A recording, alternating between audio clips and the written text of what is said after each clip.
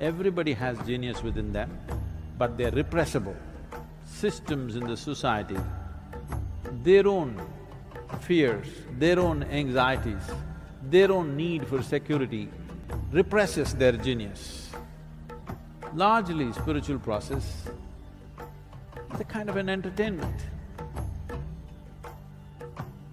Go to discourse after discourse, discourse after discourse, read more and more books and debate how your Atman, Paramatman, your soul is floating here, there, and about heaven and hell and everything. This is the only culture which enshrined liberty and freedom as the highest goals of life. Once you're born in India, your goal is Mukthi, not God, not heaven. Your goal is Mukthi. Today we are going about talking as if the idea of liberation, idea of freedom came to us from elsewhere, but it is not so. For thousands of years, we have always held this as the highest goal in our life. God is not important. God is just a stepping stone. Your mukti is important. Is that so? They've always told you this. Either with God or without God.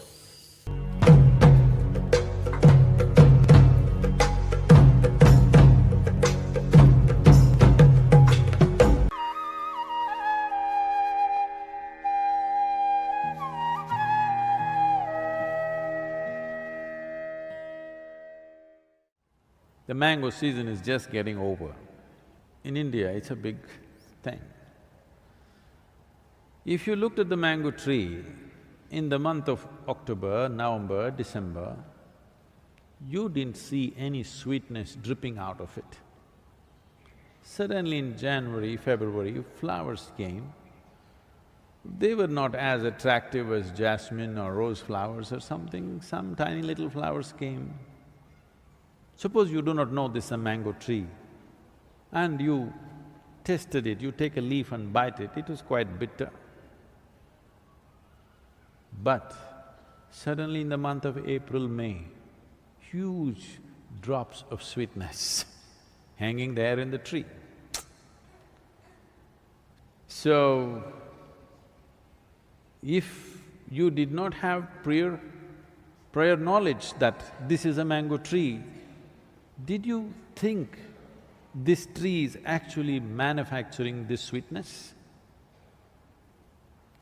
But you think suddenly in April sweetness came? It has been slowly manufacturing this sweetness and it put it out at a certain season, but it's been on right through the year, isn't it?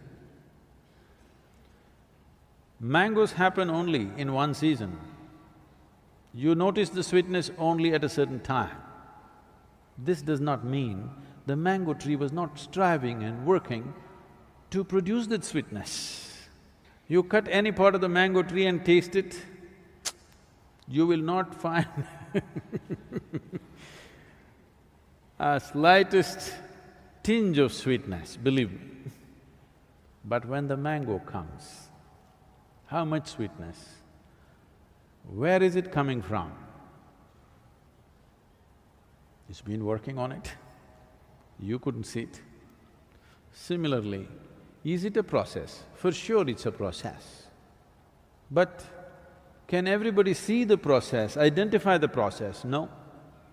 When somebody is evolving on the spiritual path, others thought he's a nutcase. Somebody thought he's vagrant, somebody thought he's a vagabond, somebody thought he's something else. But when the sweetness came, everybody who tasted realized that this is a fantastic thing. So, nothing in the universe happens bang, bang, bang. Everything is a process. Can you identify the process? Can you recognize the process, is the question. Generally, anybody who carries, generally among human beings, when they're children, any child which carries a certain level of genius within him, which is irrepressible. Everybody has genius within them, but they're repressible. Systems in the society, their own fears, their own anxieties, their own need for security represses their genius. Every human being has some kind of genius, but over 90% of the human beings never find expression to it because they give in to other things. Other things become more important. When you were 12, 15, you thought, I'll do this, I'll do that, I'll go to the moon. But you saw the neighborhood girl and started calling her the moon. Moon disappeared. So, like this, in everybody, the possibility is wide open. The thing is, can you sustain the process and allow it to become that possibility? Between possibility and reality, there is a distance.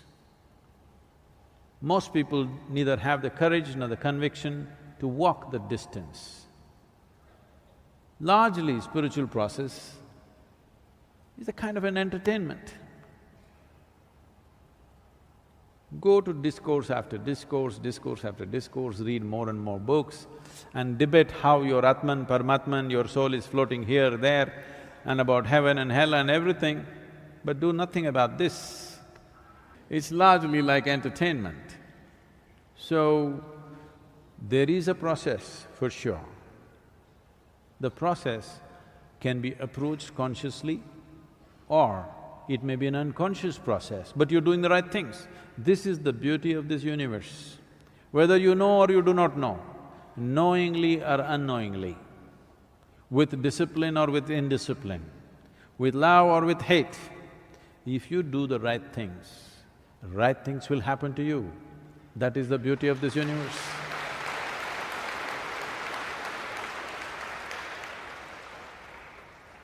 So Adi Shankara said, yogarotova bogarotova. Somehow, either through yoga or boga, somehow do it. Somehow find the truth of your inner nature, because what we are considering as truth is simply this. Whatever works on all levels of life must be the truth, isn't it? Whatever really works on all levels of life must be the truth. Whatever you know in your life, test it right now, because you have a mind which can project. Right now, you are striving for a certain level of income or a certain kind of house or a car or something else or something else. Put yourself in different stages of life and see if it still means a lot to you. See, suppose not tomorrow, let's say 100 years later, you're on your deathbed. Just see if your jewelry, your makeup, your car will mean something to you on that day. This does not mean you must give it up today. It is just that you must keep it in its place, you must not carry it in your heart.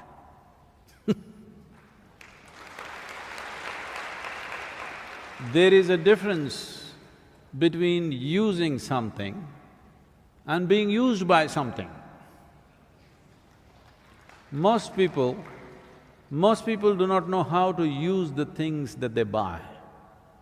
The things that they buy are using them up. They're enslaving the human being. Whatever things you want to use, you can use, that's not an issue. But the problem is, you let those things use you, this is not okay. So if you just take care that you are not used by anything,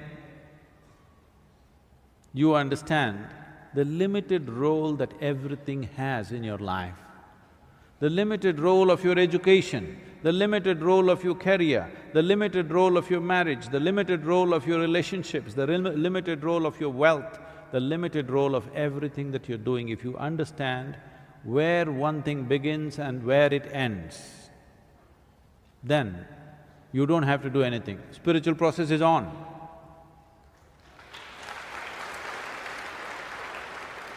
When the season is right, the flowers will bloom and mangoes will come. The reason why general impression in the world is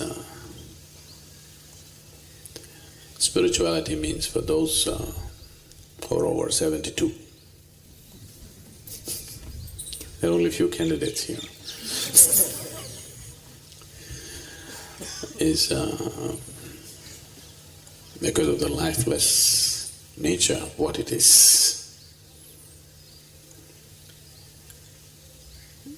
At the same time,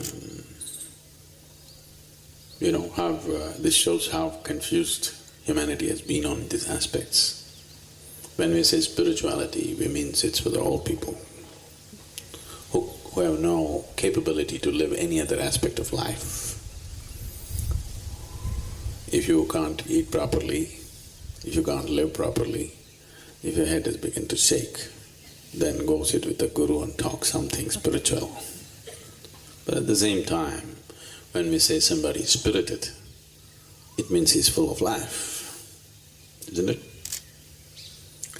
So, if being spirited is being full of life, being spiritual must be enormous amount of life, isn't it?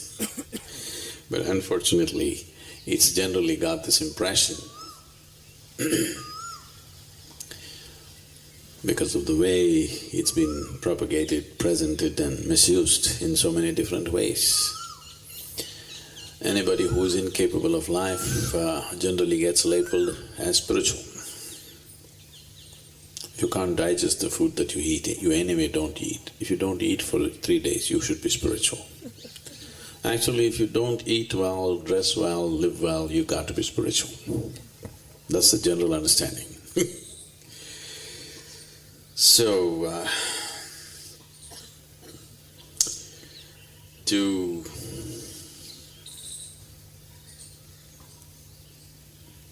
we must drop the word spirituality. People, all of you should drop this idea, I am on a spiritual path.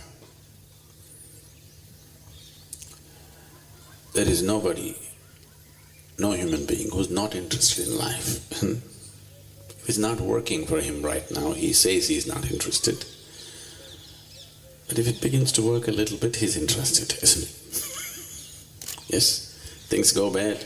Today he says he's not interested. Tomorrow, if you show him a little hope, things may turn out well. Suddenly he's interested. So, anyway you're interested in life,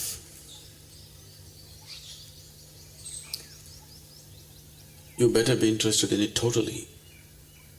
You better be involved in it totally and absolutely, otherwise life will torture you. Either you must be fully alive or you must be dead. The in-between is torturous, isn't it?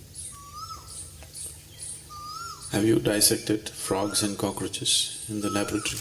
Have you? How many of you have done this? You know, in between is torturous, don't you know?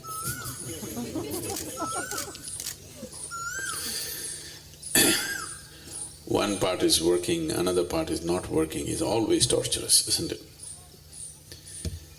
So people should not wait for life to become torturous and then try to become fully alive. Spiritual process means you are alive in all dimensions, not just in the physical dimension. Everything in you is absolutely, fully alive, lit up. If this doesn't happen, one way or the other, life will become torture. Nothing need to go wrong. In fact,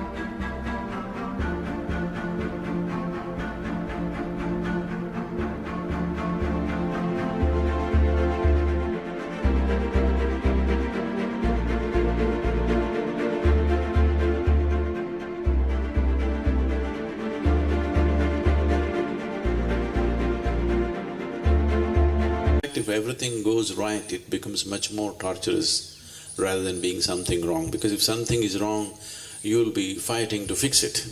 It'll keep you busy. If everything is perfectly right with your life, you will become even more sick than something being wrong. Don't you see that? When everything is right, people are far more sick and suffering.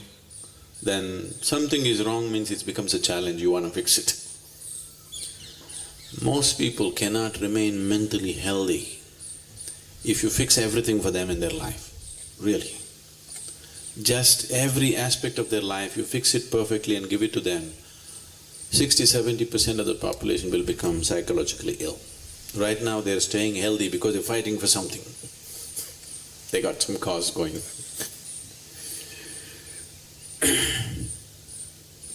This losing interest in life is only when the energy is low.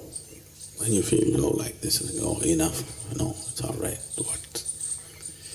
That little burst of energy inside of you, you're interested. When you're keeping only parts of your life alive and try to fix it with outside support, this is how life will be. If something on the outside collapses today, you want to die. Because staying half alive is a very difficult thing to do. It's a very torturous thing to do. Only your physical body is alive. Only a part of your mind is alive. This is how most people are living. To be spiritual means everything in you is alive, absolutely. Now there is no choice about being alive or being dead, should I live, to be, not to be. To be or not to be is supposed to be a very intelligent question. It always sounded as the dumbest question to me. One who has not tasted life, one who knows only life by thought, only in his mind such questions will come. If you're alive to your fullest extent, to be, not to be will never come, because whatever happens you will be. Even if you jump into the Hogli, you still be.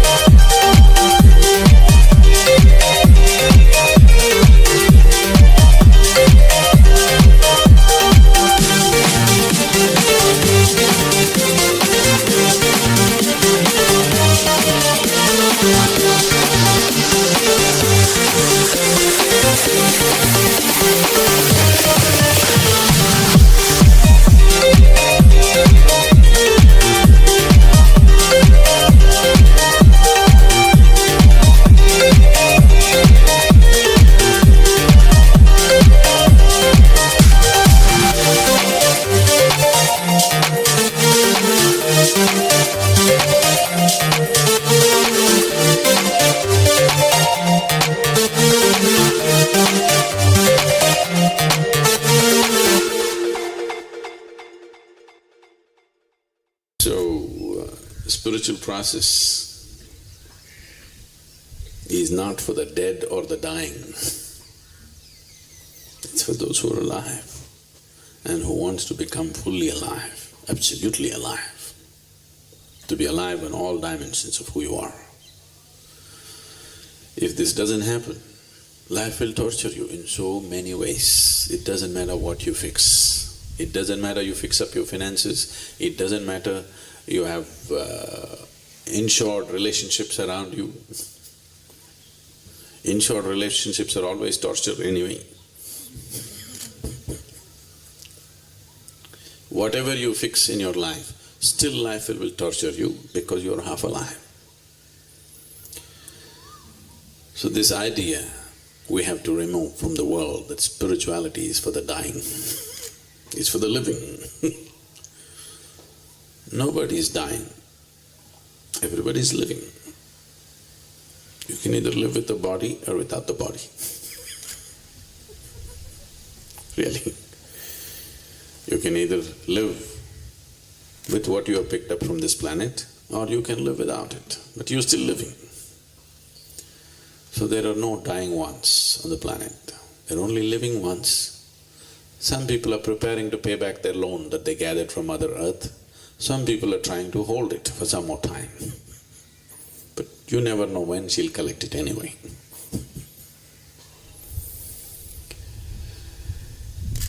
So, right now, it's very important that for such a possibility to arise in everybody's lives, we also create a conducive atmosphere in the societies in which we live. Why spiritual processes flourished in this part of the world is essentially because we created a situation where every human being could do what he wants. You need to understand this. This is the only culture which enshrined liberty and freedom as the highest goals of life. Once you're born in India, your goal is Mukthi. Not God, not heaven. Your goal is Mukti. Today we are going about talking as if the idea of liberation, idea of freedom came to us from elsewhere, but it is not so. For thousands of years we have always held this as the highest goal in our life. God is not important. God is just a stepping stone. Your Mukti is important. Is that so? They've always told you this. Either with God or without God, you get there to a state of absolute freedom. That's the most important thing. This was possible because the same sense of liberty we created in every aspect of life around us, that you could do whatever you want and still be a part of this society. If you were a farmer, you could worship your plow, it was okay. You were a blacksmith, you could worship your anvil, it was okay. You loved your mother, you could worship your mother, it is okay. You loved your wife, you could worship your wife, it's okay. You loved your child, you could worship your child, it's okay. You're a gardener, you like the trees and you worship the tree, it is okay. Or you don't like any of the existing gods and goddesses, you can create your own. Nobody thought it's wrong. There was never ever an idea of somebody being a heretic in the society.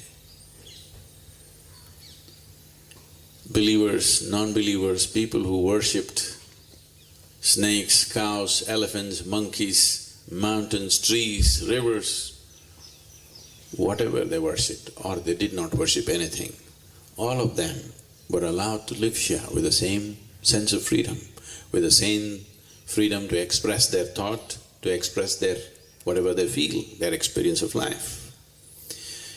Only if such an atmosphere is maintained, spiritual processes will grow. So if we do not maintain this sense of liberty and freedom in the way we think and feel and express ourselves and relate ourselves to whatever we wish, there will be no spiritual process. There will be no room for people to explore their consciousness. You have to just go by standard book, what is said, that's all there is.